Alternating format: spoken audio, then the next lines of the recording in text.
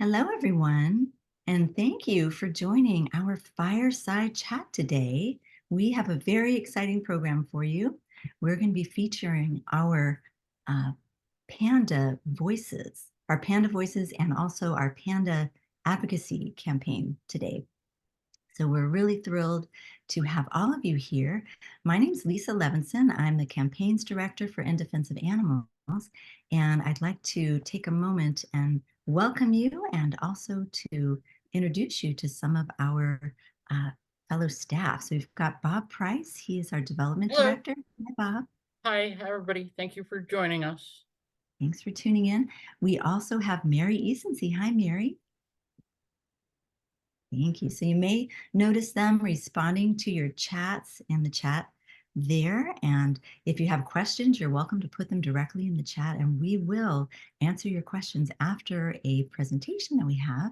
And now it's my honor to introduce you to our Captive Animals campaign specialist, Brittany Michelson, who is going to take you and all of us on a tour of our Panda Advocacy program. Thank you, Lisa. Welcome, everybody, and thank you so much for being here. So, Bob, you can go ahead and start the slideshow, please. Very good.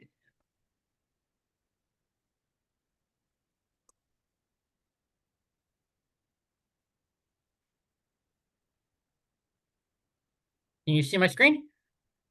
Yes. And away we go. All right. So again, I'm Brittany Michelson, campaign specialist for Captive Animals, and I'm joined today in this presentation by Tassiana Santiago, who is a member of Panda Voices, and she is from Brazil. And Panda Voices is a grassroots advocacy group for pandas that is a group of panda lovers that's international. And Sarah from China is unable to join us live today, but we have a special video that's a couple minutes long that is Sarah sharing some things about Panda Voices advocacy that we'll be sharing at the end. So it's just a special addition to have a little video from Sarah. And there are other members of the Panda Voices team as well who are not here today.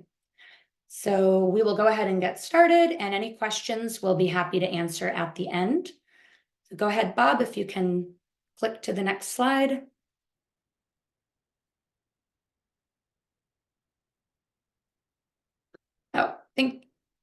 Yeah, go back, yeah, there we go, thank you. So just to give a brief overview of giant pandas, their natural habitat, forests high in the mountains of Southwest China in the 3 provinces that are mentioned there. As many of you know, pandas are considered the national treasures of China. They are highly revered and very much protected and celebrated in China. They are a rare, threatened, and iconic species that is beloved worldwide. Next slide, please. So the Panda Diplomacy Program is something interesting and important to understand, to know the reasoning behind this program where China sends pandas overseas to different countries. So as you can see there on the screen, the practice of the Chinese government to loan giant pandas to other countries as a symbol of friendship and goodwill to strengthen diplomatic relationships and to promote China's image abroad. It dates back to the Tang Dynasty and became particularly prominent in the 20th and 21st centuries.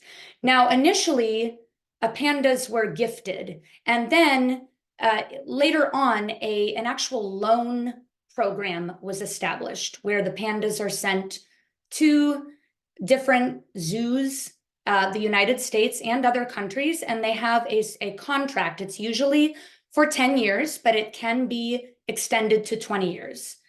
So that's the typical range of time for the panda loan contract is 10 years and can be extended to 20. The reasons that China gives for the panda diplomacy program on the third point there is for the promotion of wildlife conservation and international research. So they believe that in order to protect the species, the giant panda, that the international research is really crucial. And so they send pandas abroad for this purpose and also to promote conservation of wild giant pandas. Nowadays, there are dozens of pandas acting like ambassadors worldwide in various countries, as you can see the list there. I'll give you a moment to digest this. All right, next slide, please. And now, Tatiana is going to talk about the issues of concern that we had about YaYa and LeLe, the well-known giant pandas at the Memphis Zoo, which was a campaign that we worked very hard on. So when you're ready, Tassi, go ahead. Okay, yes, ready. Thank you, Brittany. Hi, everyone.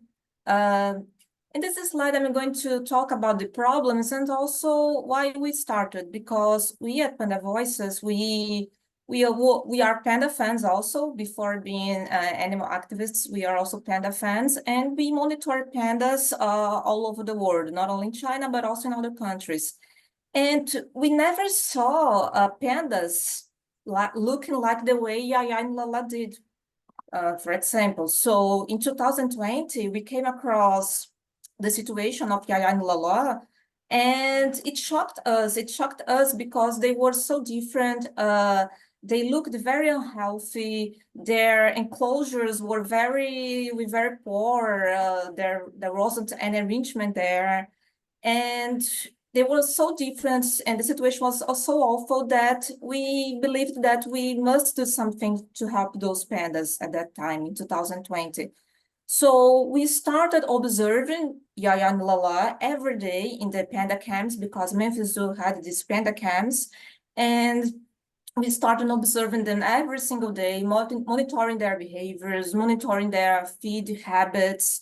And we even sent a person there to the zoo in local to take photos and videos.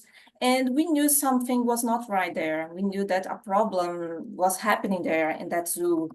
So the problems that we observed were mainly the ones we are describing here. For example, both pandas were underweight and skinny, especially YaYa. When you see the photos that we're going to show, you will see how skinny both of them were. Also, both pandas displayed these strong signs of stereotypical behavior, these repetitive behaviors. LeLe, for example, every time we were all watching the panda cam, LeLe was sitting in a rock playing with his tongue every day during many hours.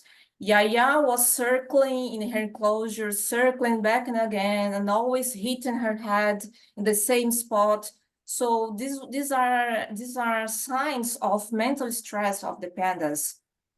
Also, the food, we knew that the food, we could observe that the food was the bamboo. Bamboo is the main food of pandas. The bamboo was often dry, yellow, and both pandas often refused to eat this bamboo that were given to them. And we didn't see a variety of nutritional snacks like we see in the panda sanctuaries in China, that pandas are given not only bamboo, but also bamboo shoots, vegetables, and fruits. We didn't see that in Memphis Zoo. Also, YaYa is the female panda. She had serious skin problems. She had parasites all over her body, patches of shedding fur she had. Even the Chinese Zoological Association, they even released a statement saying that YaYa had this parasites infection. LeLe had dental problems, and that's very serious because pandas, like I said, their main food is bamboo, and they need their teeth to be healthy so they can properly eat bamboo. So it's very important for them. And LeLe had this problem, very serious problem in his teeth. And also the enclosures. The enclosures were awful. They were small, dirty, and we didn't see any enrichment there. We didn't see any things that could help the pandas to be mentally healthy. They were very inactive. And when we saw the situation, we knew that something was wrong and we should do something. That's when Panda Voices started and advocated for the pandas in Memphis Zoo. Our advocacy was mainly online.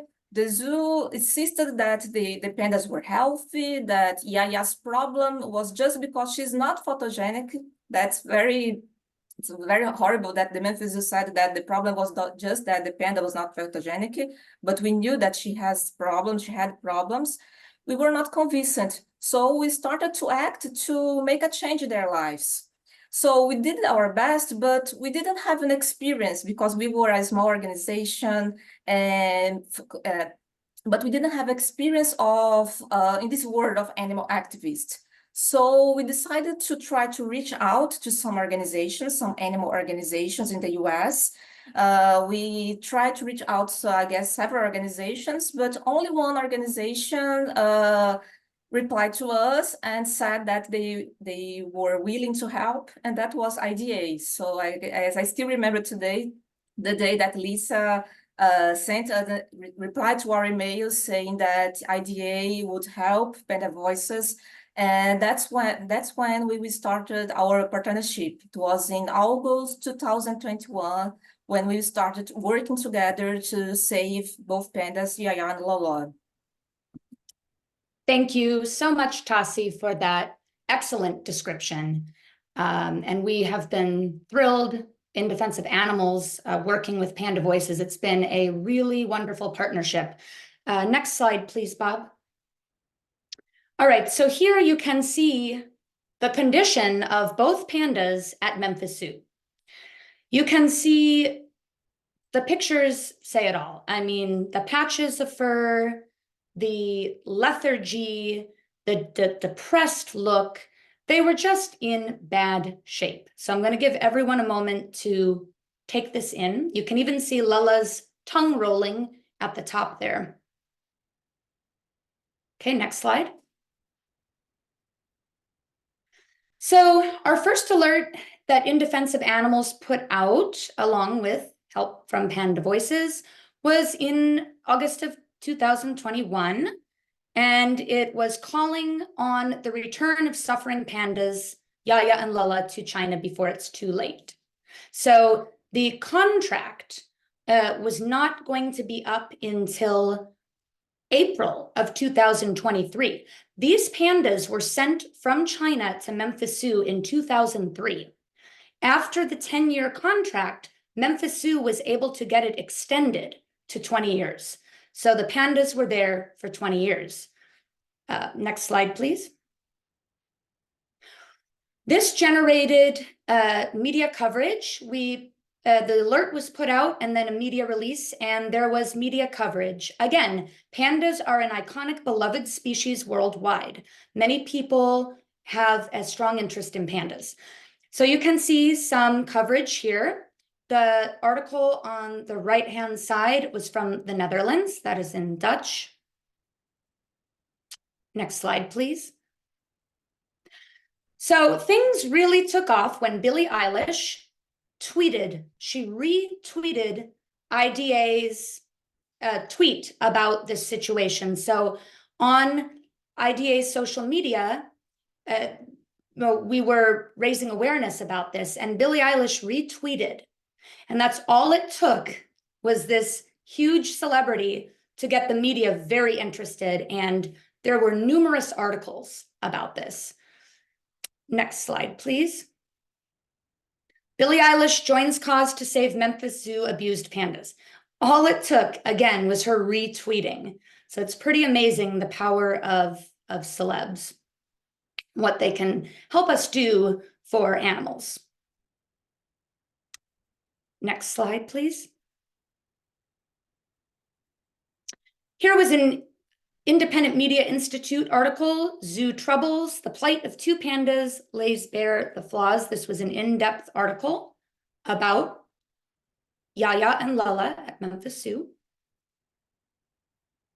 Next slide. So the second alert in November 2022, as it states, when zoo contract ends, giant pandas must go home to China. So we were concerned that Memphis Zoo was possibly not going to want to send the pandas back, and that perhaps they would end up staying longer there, that perhaps the contract would be lengthened, renewed again. That was our fear, is that the contract would be renewed. And so we just wanted to ensure that those pandas were not going to stay at Memphis Zoo and that they would go back home to China. Next slide, please. Then a media release. Memphis Zoo's suffering giant pandas to return home to China. So this was when the announcement of their return happened. And so we, after a lot of advocacy to ensure that the pandas would not stay at Memphis Zoo, we received word that they would return to China at the end of the contract in April 2023. So we were relieved. And I believe, if I remember correctly, this announcement came in December of 2022. Okay, next slide, please. Unfortunately, and it was absolutely shattering, LeLe, the male giant panda, as many of you already know, I'm sure, died on February 1st of 2023, just a couple of months before the pandas were set to return to China in April. So LeLe had been deteriorating, and the Panda Cam had observed, again, Panda Voices was always watching the Panda Cam. They observed LeLe collapsed a few times. They observed him weak and laying on the ground. And we put out a media release. We contacted Memphis Zoo. We alerted them. Something is wrong with LeLe. He needs help now. As you can see, this media release, the title, Giant Panda Collapse at Memphis Zoo, prompts calls for immediate action and permanent end to panda exhibit. So the media release on the left happened before he actually passed. We put out a media release as fast as we could, and we were trying to alert them that this is really serious. And then, unfortunately, you can see on the right-hand side, heartbreaking news as beloved panda LeLe has passed away after collapsing. So it was devastating. It really was. We were just crushed. Next slide, please. So after this happened, we were infuriated, and we put out an alert, the third alert in February 2023, that same month that he passed. He passed on February 1st. And the title, Justice for LeLe, Save YaYa. Memphis Zoo must acknowledge its crimes against giant pandas. We became very concerned that the same thing would happen to YaYa, that she could possibly die at any time before having the opportunity to go back to China. Now, we only had a couple of months between February and April before she was set to return. This alert was signed by nearly 150,000 people, which I believe is the record for an IDA alert. This is how prominent this story was and how many people worldwide were invested in the story of these two pandas. Next slide, please. So we decided to hold an online memorial for LeLe to honor his life and to raise more awareness about this tragedy and the plight of these giant pandas. So on April 8th, we did hold a virtual memorial, and it was really beautiful. There were people from, people internationally that joined. The Panda Voices team was there from their different countries. And people shared poems. There were people that wrote poems for LeLe and sent them in to Panda Voices, and they were compiled in a beautiful tribute video we made, and we shared about his terrible death, and we shared about the story of the two pandas, and it was just a very powerful, and some of you may have been at this online memorial. It was very powerful, and it felt really good to honor his life as an individual that he was, and to just show the world that every animal is an individual, And he suffered so much, and it's just so devastating that he died before he had the chance to be returned to China. Next slide, please. All right, so on April 26th of 2023, YaYa went back to China. And before I talk a little bit about that, I want you to look at the difference. So the photo on the left and the photo up top on the right are of YaYa in Memphis, at Memphis Zoo. The other two photos are of YaYa in Beijing. In October 2023, 6 months later after she returned to China, she looks like an entirely different panda. She gained weight, her patchy fur went away, the malnourishment went away. She looks just a healthy, full, happy panda.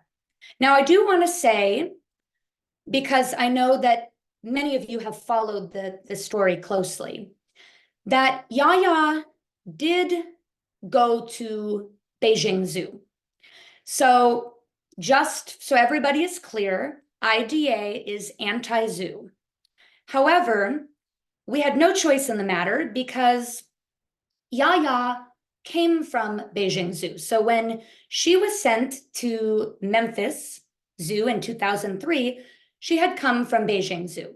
And the way that the panda contracts work is that the pandas go back to where they came from. So YaYa was returned to Beijing Zoo. But I want to say a few things about that. First of all, our hope was that she could go to one of the panda centers, which those are like refuges. They're refuges in China where many of these giant pandas live. However, again, she did go back to Beijing Zoo, but there's a world of difference, and I'm certainly not advocating for zoos. However, some zoos, as we know, are worse than others, but also certain animals are cared for in different ways at different zoos. Now, in China, as I already talked about, pandas are highly regarded. They're considered the national treasures. So YaYa is receiving top care there. She is being cared for by the panda experts in the world, right, in China. She is being fed high quality bamboo and the different supplemental treats and so forth. The bamboo there is from her native range, right? So it's top quality bamboo there in China. Also, one thing that I appreciate is that YaYa is not on public display at Beijing Zoo. She is not in an area where people can come up and make, how people are at zoos, they make noise and the kids are yelling and people are taking pictures and all that. She is not on public display. She has a private area where she can relax and be at peace. And I mean, the pictures speak for themselves. So as much as we, wished that she could have gone to one of the panda refuges, we're just thrilled that she's out of Memphis Zoo and that she is thriving. Next slide, please.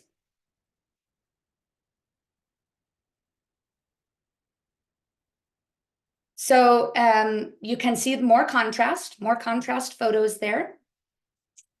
I mean, if you look at the top photo on the right, her skin condition was really bad at Memphis Zoo. That has completely cleared up. It's really amazing. Next slide, please. Okay, so part of our panda advocacy is that we receive emails, messages of concern about other pandas who are at zoos. And we had Panda Voices and IDA had received concerns about the 3 pandas at Smithsonian National Zoo in Washington, D.C. We had a member of Panda Voices go visit these pandas because he was going to be in DC. He went and observed them. Now, the contract for these pandas was going to be up in December of 2023. So they were already scheduled to return. And there was just a matter of months, maybe half a year in between, the concerns that were coming in and their set return to China. In fact, they ended up being sent back a month early. They were sent back in November, this past November, instead of December. But what we did is, so Panda Voices member went there. He did not, I mean, again, we wish that they were not in the zoo, but he did not observe anything overt. They were in much better shape, for example, than YaYa and LeLe were at Memphis Zoo. Memphis Zoo was just especially bad. But what we did is we went ahead and we wrote a letter. So next slide, please.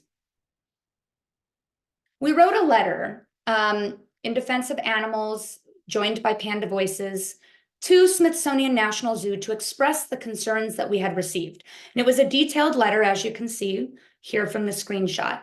And we asked the zoo to have a meeting with us so that we could discuss these concerns and see what could be done. Now, again, the pandas were already scheduled to return to China, but we did want to take concerns seriously that, you know, that people had sent to us.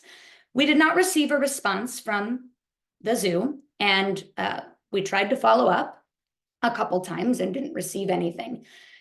These pandas did go back to China in November, and they are doing well. They got out of Smithsonian National Zoo. All three of them are alive. Unfortunately, LeLe met that tragic, you know, end of dying at Memphis Zoo. But these three did get out of the SNZ and are back in China. So next slide, please.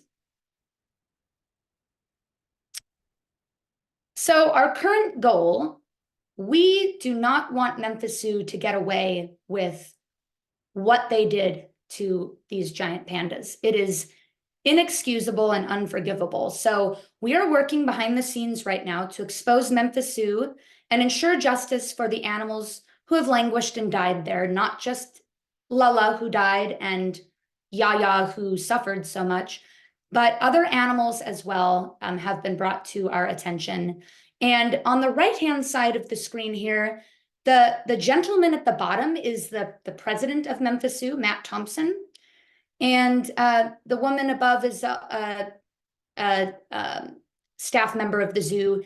These two, in press conference after LeLe died, these two were making excuses and basically saying that LeLe's dangerous health symptoms were elaborated as him being silly, displaying silly behavior to make people laugh. The female there is the chief zoological officer, and the gentleman is the president and CEO. So they basically did not take this seriously and were saying they were trying to cover their butts, basically.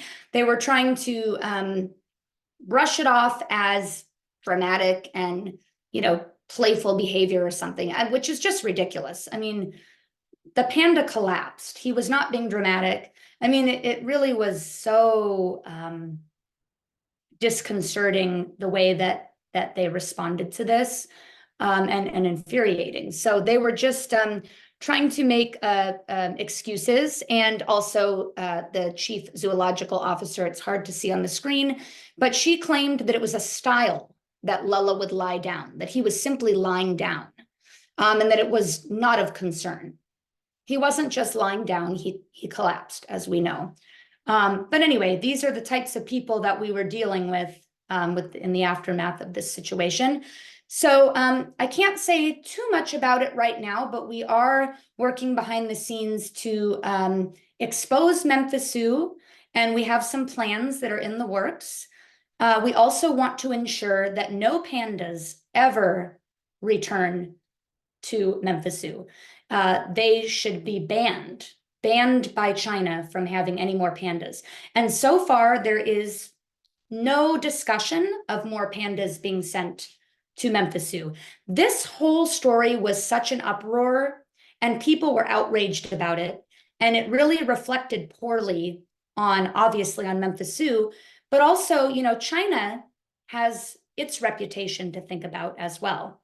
And so we are just really hoping, and we do feel strongly that more pandas will not be sent to Memphis Zoo, but we'll we're keeping an eye on things. Okay, next slide, please. So our continued panda advocacy. San Francisco Zoo is in discussion with China to receive pandas for the first time. SF Zoo has not had pandas before, so they would actually be constructing an entire exhibit to receive pandas. There is not a contract set in place yet. However, there is an agreement between China and San Francisco Zoo to be in discussion about this and to arrange the construction of an exhibit. So this article was put out, as you can see, the San Francisco Standard. It's a powerful title. The broken and neglected San Francisco Zoo is no place for giant pandas. And this was just put out on the 23rd of this month.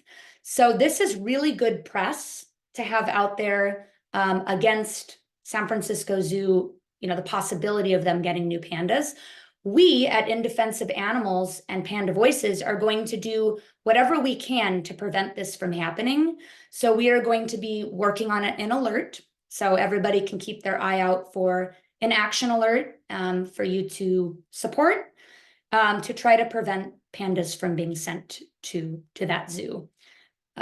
Next slide, please. So this is the end of the slideshow, but we will have Bob play a 2-minute video from Sarah, who's the member of Panda Voices in China, and she was unable to be live with us today. So Bob, whenever you're ready, you can get the video queued up, and then I'll give a few final words.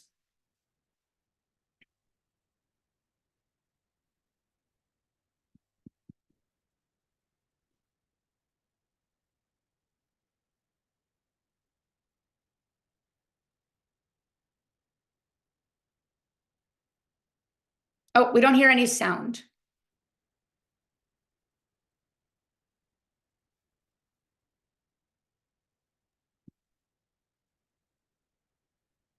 I don't hear any sound. Does anybody Is there else? sound? All right, I'll try again. No worries. One thing you could do when you do the share screen, Bob, is there's a little button when you're choosing where, and it says the sound, to add the sound. Try again. Sure. And if everyone else is muted, that would be good. Hello everyone, I'm Sarah Chen. I'm from Panda Voices. I'd like to thank IDA for highlighting YaYa and LeLe's story today, and also thank everyone for joining today's chats to learn about YaYa and LeLe's story. Since December 2020, we have been fighting for saving YaYa and LeLe for almost 3 years. In the past years, we monitored YaYa and LeLe's condition through Panda Cam every day. We see both pandas do not have correct food to eat. We see they beg for food every day. We see their stereotypical behaviors. We will never forgive Memphis Zoo for mistreating YaYa and LeLe for decades. Last year, LeLe tragically died of Memphis Zoo's neglect and improper care 2 months before the end of contract and his return to China. LeLe sacrificed himself to save YaYa and ensure her safe return to China. This April marks the first year anniversary of YaYa's return home. We are happily seeing that YaYa has transformed into a healthy, beautiful, fluffy panda with no shedding patches on her fur. We'd like to ask Memphis Zoo, why under your care, YaYa looks so bad, unhealthy, malnourished? But now she's beautiful, fluffy, and healthy. We believe everyone knows the answer. We hope every of you enjoyed today's chats and see the cruelty of Memphis Zoo. We hope you all can join us to keep fighting for LeLe's justice and fighting for the rights of all captive animals. Thank you.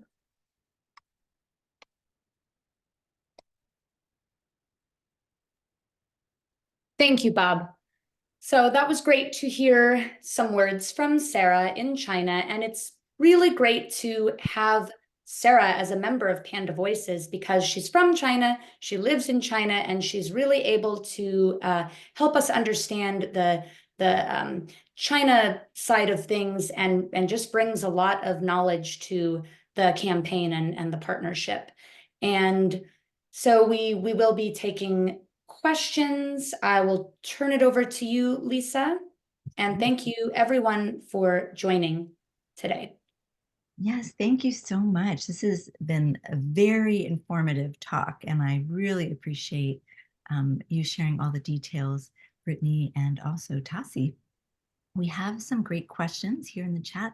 One of them is, why couldn't they break the contract for the Tennessee Zoo make needed changes? Okay, so I believe the question is, why couldn't they break the contract early between Memphis Zoo and China or make Memphis Zoo enact changes, correct? Okay, Tassi, would you feel comfortable answering this in terms of the way the contracts work? Yeah, sure. To break a contract is very difficult. It's not that easy because generally when they make the contracts, it's a 10-year contract or a 20-year contract when they extend. YaYa and LeLe was in Memphis Zoo for 20 years. So it was a first 10-year contract and then they renewed for more 10 years. This is not easy because it involves many things. It involves the transportation of the pandas. It involves politics also. It involves the relations between the Chinese institutions and the USA. It involves also diplomatic issues. So it's not easy to break the contract. That was, we were fighting too because we wanted the pandas to that they have gone before to China. So if they were in China earlier, LeLe would not have passed away.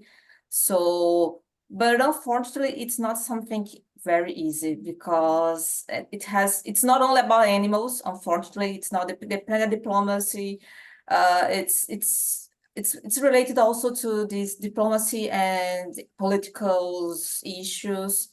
And I confess I don't know the answer for this exactly because this is very hard. But that's the thing. It's not only about animals. It's a very layered, complicated situation. Now, in terms of why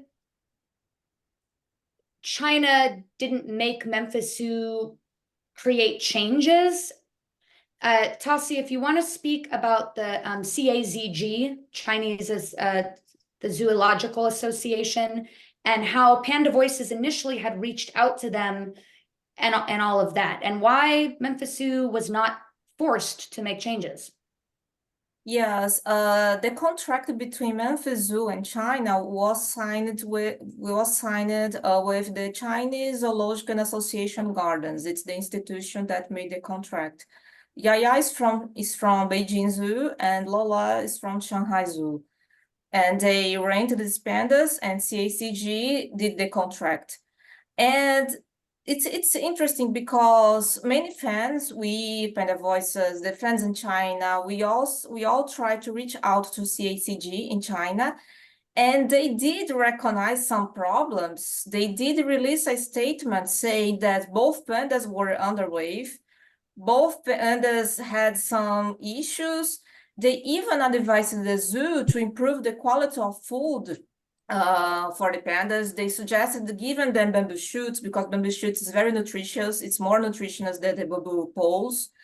They did give some recommendations to the Memphis Zoo, but nothing happened. And one thing that made things worse is because of the pandemic, because during the pandemic, no one in China, any authority in China could travel to the US. China was very closed during the pandemic. And that also made things worse. Of course, I believe CACG could done better. They could have done better. They could have pressured Memphis Zoo. They could have even asked them to return the pandas. They could have done better. But we also don't understand why they didn't increase this pressure on Memphis Zoo. They only released these statements, but Memphis Zoo, when translated the statements to English, they also translated the parts that were convenient for them. I remember IDA and Panda Voices even released a statement with after Billie Eilish thing happened. Memphis Zoo and the CACG released a statement reinforcing their partnership, but Memphis Zoo only translated some parts because the original was in Chinese. They only translated the things that were nice to them. And we and IDA, we released a statement with the truth. We translated the statement into Chinese to English. And we highlighted the points that CACG mentioned about the fact that both pandas were skinny, both pandas needed more food. LeLe had a teeth problem with dental problems. We also highlighted this, but Memphis Zoo only showed what was convenient. Right. But it's a problem that CACG they also were silent. Yeah. That's an issue. They were remiss. Yes. To put it lightly, they were remiss. Yeah, thank you for that excellent answer and information, Tassi. We can go ahead and take the next question. Hello, I'm from Singapore. My name is Bruce and family. And nice to meet everyone here in Panda Voices and in Defense of Animals. I was terribly devastated by the tragic death of Panda LeLe. And I'm even, in fact, heartened to see, that our dear beloved Panda YaYa has thrived, back in China. So my question is that, is the Panda Voices and the In Defense of Animals going to take legal action against those culprits in Memphis Zoo that caused the death of LeLe and the suffering of YaYa? Or do we need very powerful people, with money to go after them? Because one of my objectives in life after seeing this video, in fact, I was partaking in the online memorial of LeLe last year. I'm now saving funds to hopefully find a good team of lawyers to prosecute the management, the CEO, whatever his name is, and everyone connected to Memphis Zoo that caused YaYa and LeLe's suffering and death of LeLe. So that is my question. Thank you. Okay, thank you very much for that. And so to inform everyone, we are working on, like I said, exposing Memphis Zoo. There's a few things I can share. We have an investigative journalist who is wanting to pursue, from a very reputable outlet, who is wanting to pursue a story, not just on Memphis Zoo and the story of YaYa and LeLe. It would be larger than that in terms of like the panda diplomacy program between China and the US and the suffering of pandas in US zoos. She wants to focus on US zoos, and she would be highlighting what happened at Memphis Zoo with YaYa and LeLe. So we are in discussions with her. We also have 2 whistleblowers that came forth from Memphis Zoo that we have been working with, and we have a load of evidence to, expose what these things that have happened, and not just YaYa and LeLe, but other issues at the zoo. There are numerous issues at Memphis Zoo. The list goes on. So, in terms of the legal stuff, we also have consulted with a legal advisor from Harvard Law, who is really invested in providing guidance to us and so forth. But Bruce, your name was Bruce? Yes. If you would like to reach out to me, I would love to have a further discussion about this with you, if you'd be willing to email me. Yeah, sure, Lisa. Sure, Brittany. That would be great. Brittany, I'm going to go ahead and I'll send a message to Bruce, with your with my information. email. Yeah, because we could talk further about it, but just so everybody knows, we are working on a few things because again, we are outraged at what happened to these pandas, and it's absolutely wrong. So yeah, let's discuss that further, Bruce, and thank you so much for being here. All right. Thank you very much, Brittany and Lisa, and everyone in defense of animals and, Panda Voices. We hope, we can seek justice, and may God Almighty Yahweh, up there in heaven, watching over all the evildoers in this fallen world. All right. Thank you very much, Bruce. Yes. So we'll take our next question. So if anyone has a question, you're welcome to put it into the chat box. And as I thought there was another one in the chat. No, let's see. Maybe. Also, if a person like Bruce would like to open up their mic and ask a question, you're welcome to do that. Brittany, I don't want to stop anybody's question, but I think that this has been a really interesting story of these pandas in that, like the issue of zoos aside, and clearly Memphis was inadequate, but it really speaks to the larger story of how these animals were caught up as tools of diplomacy. They were unwitting pawns, and that is the reason why Memphis was able to do, right? Because the issues were larger than just a zoo exhibit, right? They became symbols of diplomacy and international relationships. So these things became bigger than the pandas themselves, and they became unwitting pawns. And it's just really how we made innocent animals suffer for demonstrations of friendship and diplomacy, which that seems ironic. But we watched it happen in real time, right? It was on cameras. It happened in real time in front of our eyes. Yeah, that's a very good point, Bob. I agree with you. It's very unfortunate that the animals themselves are suffering in the name of diplomacy and diplomatic relations. And, with the politics between US and China, the first panda, and Tassi, you can jump in on this if you want, but the first panda that was sent abroad was a gift from China to Mexico, or was it to the US? Go ahead, Tassi. Actually, this practice of gifted pandas is back in the Tang Dynasty. So it's a very long history of this practice of gifting pandas. But I guess in modern history, the first panda that was gifted, again, in modern history, I mean the years of starting of the year of 1900, yes, 1900. So I guess it was in Nixon, during the President Nixon, when Nixon was the president of the US, the Chinese government gifted a panda to the National Zoo. This was the first one. I don't know exactly if it was after or before the one that was gifted to Mexico, but they were almost in the same period of time, if I'm not mistaken. Mm-hmm. Yeah, so the roots run deep in terms of the panda diplomacy program, and it's something that is a very tall order in terms of like trying to get the panda diplomacy program to end or something like that. It's there are layers, and so we're trying to focus on, like, we want to work on preventing pandas from being sent to the San Francisco Zoo, for example. The San Diego Zoo already, unfortunately, already has a contract in place with China for pandas, for new pandas. And Smithsonian National Zoo, is their contract in place for?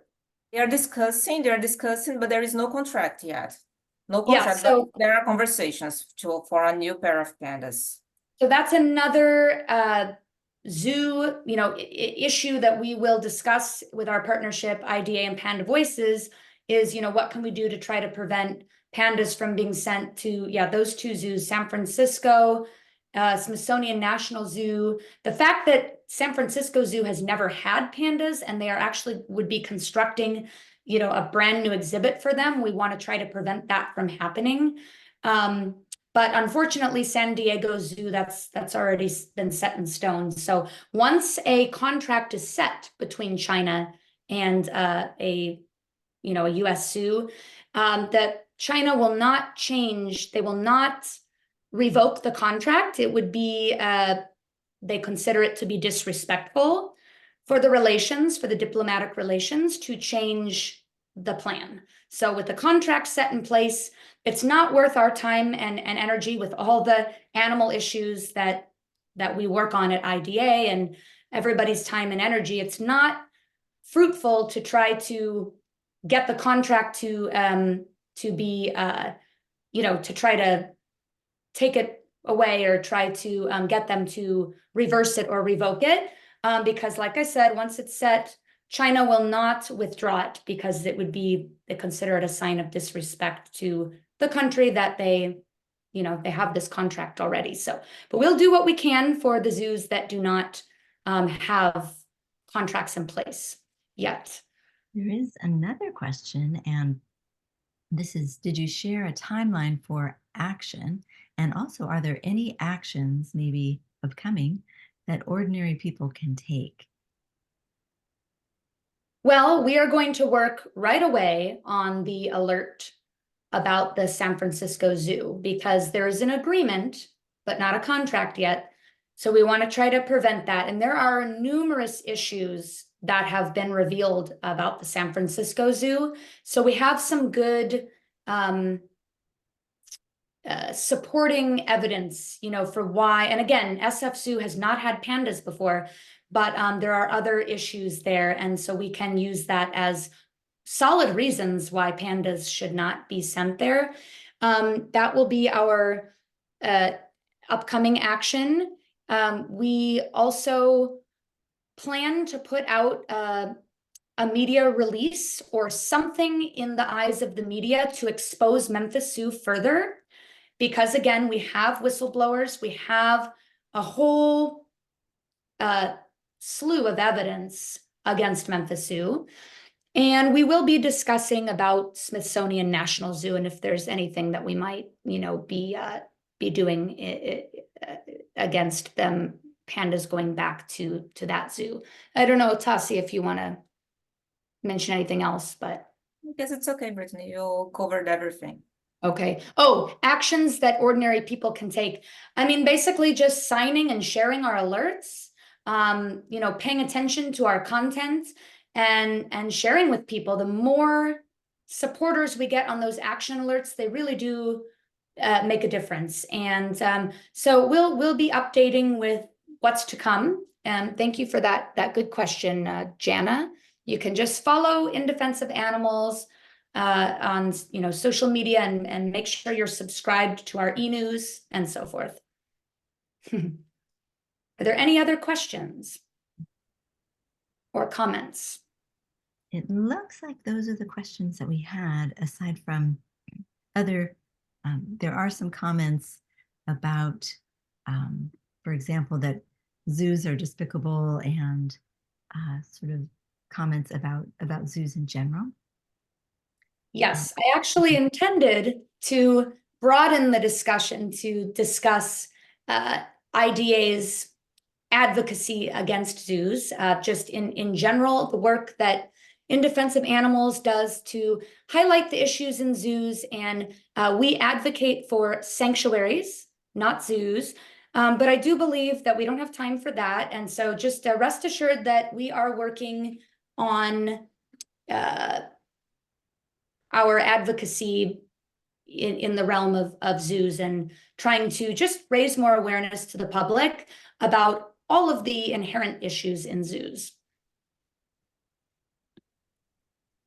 Yes, thank you so much, Brittany. And we know that as part of your role as a captive animals campaign specialist, you've actually participated in getting animals, moving them from like a roadside zoo type of environment into sanctuaries. And so this is a big part of what you do at IDA. Yeah, thanks, Lisa. And I just real quick want to address something in the chat. Freeze, you can reach out to us if you have evidence. Feel free to email me, Brittany@idausa.org. or, I think we're connected on social media. Send us any evidence you have. And Freeze, you say you'll be back at Zoo Atlanta in 4 days to check on the pandas. Great, excellent, because there are pandas at Atlanta Zoo, right? And in fact, Tassi, they are the only pandas currently in U.S. zoos at Zoo Atlanta. Currently, there are only pandas in the Atlanta Zoo, and actually they're returning home at the end of this year. There are 4 pandas there, the couple and their 2 daughters, and at the end of the year, they will be returning to China. And it's more than time because they are already elderly, they are already old pandas, so they should return home as soon as possible. So the contract will be up. And we can discuss that further as well, the situation there, and that's good, Freeze, if you're going to check on them. Let us know. Please send us any information. So I believe we are concluded here. So thank you so much. You want to take a moment and thank, first of all, everybody who's joined us today and for your curiosity and your love of the pandas, and also to Brittany and Tassi for such an informative and interesting presentation. And it was really good to hear of what is coming up in the future. And it looks like we're going to be doing more work to help protect pandas and stop them from being at zoos. So we really want to thank you so much for your advocacy and what you do at IDA. And special thanks to some of the advocates who joined us who are visiting the zoos themselves and saving funds for legal action, to Justice for LeLe. And we appreciate all that you're doing, and we want to work with you. So please do reach out to us. This is so important. A big part of what we do at IDA is work with individuals. They help us with our 10 Worst Zoos. You really help our organization. You make us who we are today, and we're grateful to everything that you share with us, your advocacy, your hot tips. People email us all the time, and we really are here for the animals and also for all of you. So thank you so much for joining us today. I guess maybe we'll bring on Bob, if you'd like to. Thank you for doing a great job, everybody. Yes, thank you all so much. And there will be a replay that we send to you soon, and you're welcome to share that, and so other people can hear a little bit more who maybe didn't know about it beforehand. So thank you so much to everyone for joining us today. And we appreciate your care and concern for pandas, and we will do all that we can to continue fighting for them. Thanks to Brittany and Tassi, who are working hard on this. Thanks so much, everyone. Have a wonderful evening. Bye-bye. Thank you. Bye-bye. Bye, everyone.